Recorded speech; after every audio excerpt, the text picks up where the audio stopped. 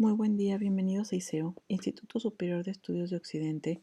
Bienvenidos a este bloque 3 de nuestro módulo 15 y en esta presentación vamos a hablar principalmente del contenido de esta unidad número 3, en cuáles son sus objetivos.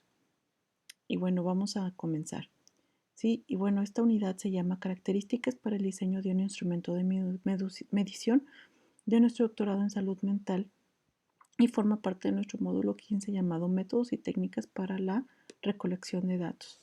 Y bueno, nuestro objetivo es que ustedes conocerán a profundidad cuáles son las principales características para un diseño de un instrumento de medición, tal como los procedimientos, tiempos, recursos y procesos.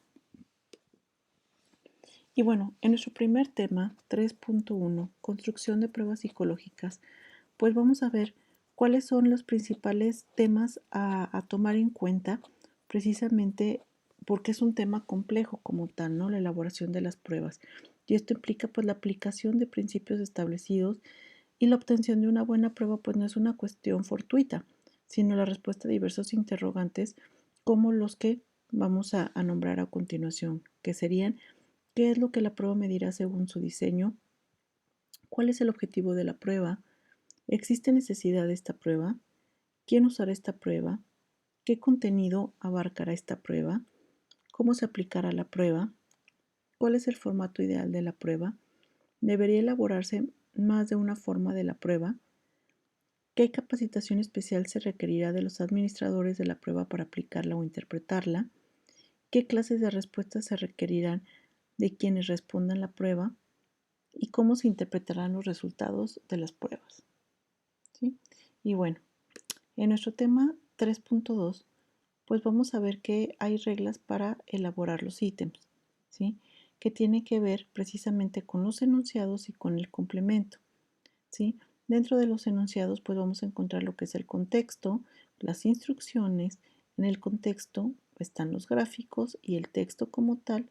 Y para finalizar, pues el gráfico y el texto combinado. Por otro lado, en el complemento vamos a ver lo que son las preguntas abiertas y las opciones de respuesta. Y aquí nos vienen varios tipos, como el tipo 1, tipo 4, tipo 6, sí, tipo 8, 9 y 10, que cuando veamos pues este tema ya lo veremos más a profundidad, ¿sí? Y bueno, entonces precisamente en estos, en estos tipos de ítem como tal, vamos a ver, o en estas reglas, vamos a ver la importancia de la estructura del ítem, ¿sí? Y que consta precisamente de un enunciado y de un complemento, ¿sí? Entonces, bueno, precisamente el complemento puede ser un espacio en blanco, precisamente para escribir la respuesta, en caso de que sean preguntas abiertas, o pueden ser varias opciones, ¿sí? De respuesta para elegir entre ellas que se considere correcta, ¿sí? Y bueno, específicamente el enunciado es la parte del ítem en el cual se presenta pues el contexto y las exigencias cognitivas que van a ser objeto de evaluación. Sí, esencialmente el enunciado pues debe cumplir con las siguientes condiciones. Lo que es el enunciado es una situación problema, el enunciado debe ser un texto con sentido, coherencia y cohesión, ¿sí? Y el enunciado consta precisamente de las instrucciones, el contexto, las referencias, los hechos, las variables y las condiciones como tal, ¿sí? Y bueno, dentro de las opciones de respuesta precisamente, pues son la parte complementaria del enunciado como tal, ¿sí? Y bueno, en los ítems abiertos pues no existen opciones, ¿sí? Y en los cerrados sí, sí las hay. Entonces, bueno, estas opciones se clasifican en lo que son claves, las que son cercanas o relacionadas, no relacionadas, ¿sí? Y precisamente en las opciones, sí, que son de opción A, B, C y D, o que son por números, sí, deben seguirse pues también las recomendaciones de que el enunciado del ítem y las opciones de respuesta pues deben conformar un único texto con sentido. Y también una parte bien importante es que se debe evitar la obviedad de la opción de la clave, ¿sí? Ahora, otro punto importante también es que todas las opciones de respuesta pues deben ser gramaticalmente concordantes con el enunciado del ítem, ¿sí? Y la longitud de las opciones no debe evidenciar la clave de las respuestas.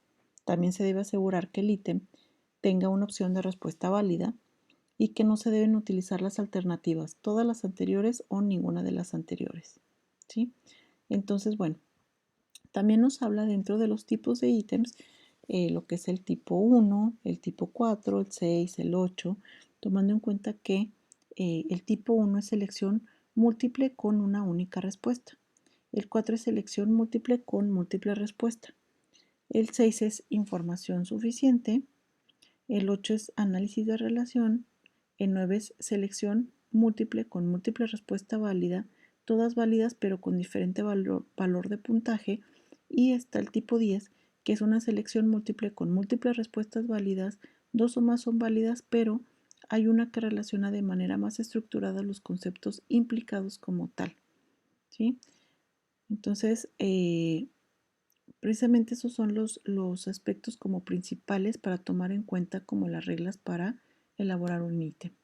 Sí, posteriormente nuestro tema 3.3, que son las fases para la construcción de un test, nos dice que precisamente estas fases son el marco general, lo que es la definición de la variable medida, las especificaciones, la construcción de los ítems, la edición, los estudios piloto, la selección de otros instrumentos de medida, la aplicación del test, las propiedades psicométricas y la versión final del test como tal, ¿sí? Entonces es muy importante que le demos su importancia y su validez a cada una de estas fases para poder lograr tener una adecuada construcción de test. Y bueno, en nuestro tema 3.4 llamado recursos y procesos, nos dice que precisamente la aplicación de este criterio en la selección de una actividad pues se relaciona precisamente con la necesidad de considerar la responsabilidad que involucra pues lo que es el manejo de los insumos, el instrumental o la tecnología del elevado valor. Y también incluye la selección de evidencias de criterio vinculadas con decisiones que tienen consecuencias en términos de desperdicios de material, pérdida de tiempo productivo, rechazos y necesidades de rehacer el trabajo, ¿sí? Y bueno, en nuestro último tema, el 3.5, en el análisis del ítem, nos dice que deben existir una sola respuesta, que los distractores también parten de los errores más comunes y los distractores no deben dar pistas para su eliminación. Sí, también debe haber concordancia gramatical en el género, número y tiempo.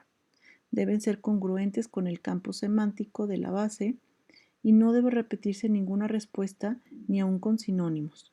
También es importante pues procurar presentar la misma extensión en todos los reactivos y no utilizar todas las anteriores, ninguna de las anteriores y evitar las formas negativos. No, nada o las absolutas, ni, nunca, siempre, totalmente, completamente. Y lo que son las imágenes, tablas y gráficas no deben presentar ningún error. Y bueno, esto lo veremos a más grandes rasgos cuando nos toque ver esta unidad.